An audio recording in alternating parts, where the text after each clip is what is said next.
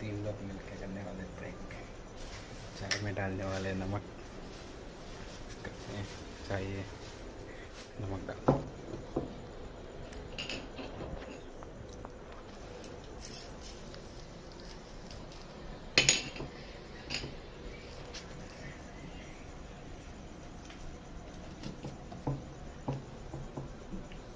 Phone आया था सुबह में खबर नहीं।